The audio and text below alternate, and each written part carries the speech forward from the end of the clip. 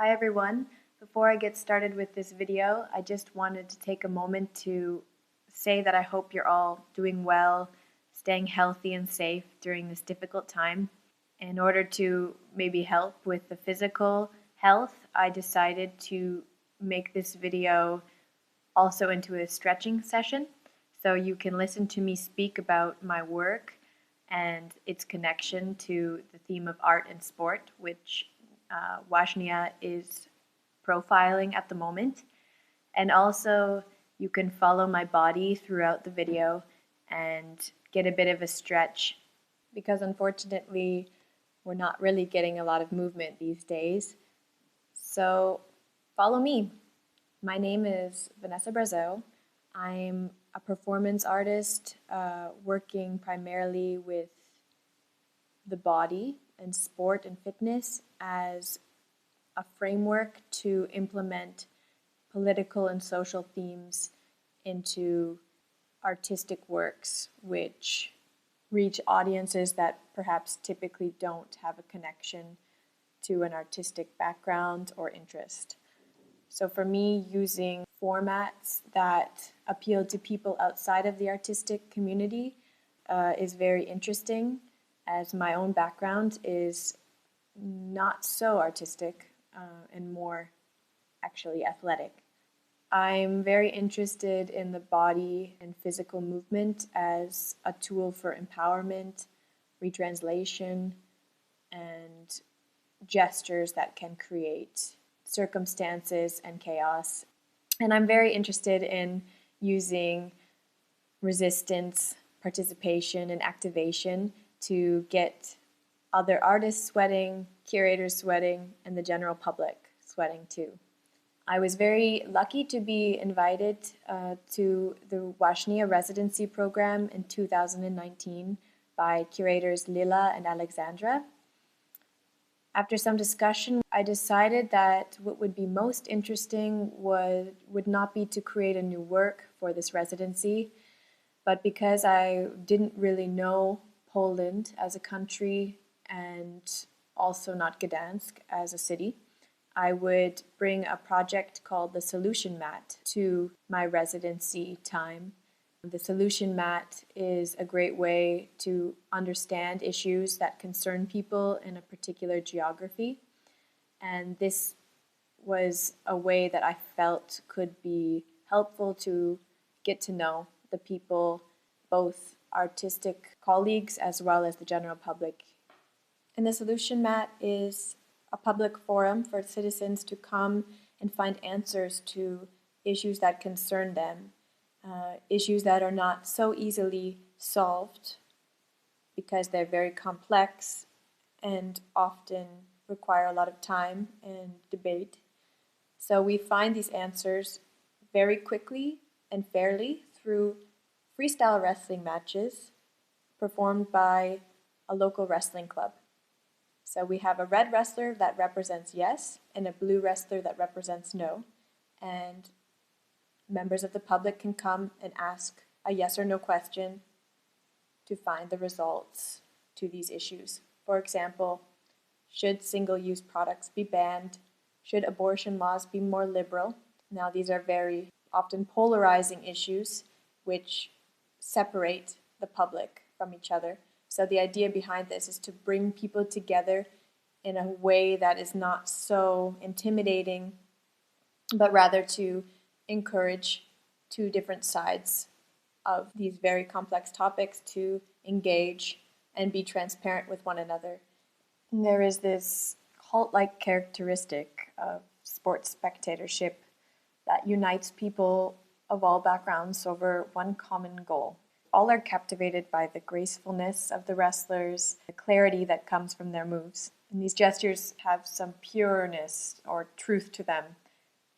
They can't lie, they can't create bias or avoid questions like words can. When there's a winner, everyone can agree, revealing a form of justice that is intelligible to all, regardless of their opinions. And it's also worth noting through my research that the sports stadium is one of the only public places where it's socially acceptable and quite common for grown men to cry. So the public is really brought into the process, which is understandable and accessible. And sometimes by simplifying something, you actually highlight how complex it really is. So the message of the project is not to suggest that issues should be treated in black and white.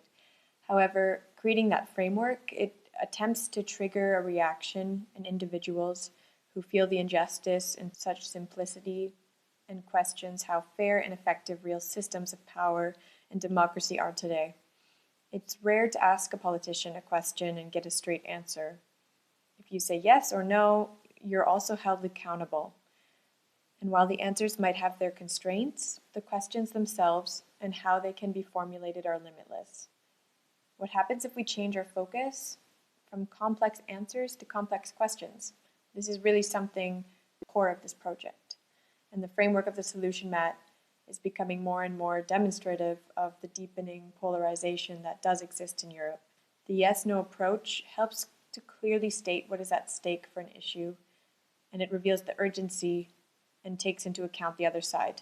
When you can identify and make these questions more human by having a physical person, such as a wrestler, represent the opposing belief that you have, a personal element is created that allows us to identify with and humanize both what you're for and what you're against. And I also want to reflect a bit on the history of wrestling and sport in general and its connection to democracy, specifically in the ancient Greek time. The form of public assembly and direct democracy in Greece is actually characterized to have evolved from earlier public gatherings of Olympia. So the idea of the public gathering to cheer on an athlete can be in some way reflected on citizens who come to express interest or support for a specific politician, policies, laws. And I'll get back to this research after giving a bit more of my experience of the solution mat. The performance took place at the Forum Gdansk on September 17th.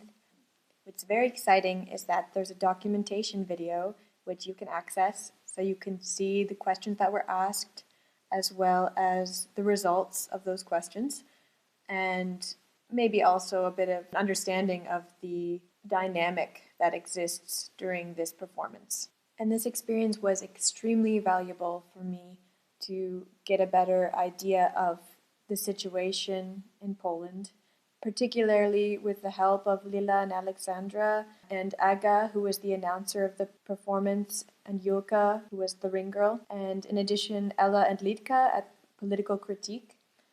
Now, we were really taking a lot of time to understand the issues just before the election of 2019. And so a lot of analysis went into this project from the right-wing perspective as well as the left. And it became an extremely rich conversation about the issues. For me, it was extremely valuable to have a bit more depth into Poland's situation. The plan is that I will come again to Września to create a new work. And so this has been a really helpful experience for that new research and development. Now, I have a lot of other works that are based around the concept of sport and fitness. And I welcome you to check out my website, www.vanessabrazeau.com.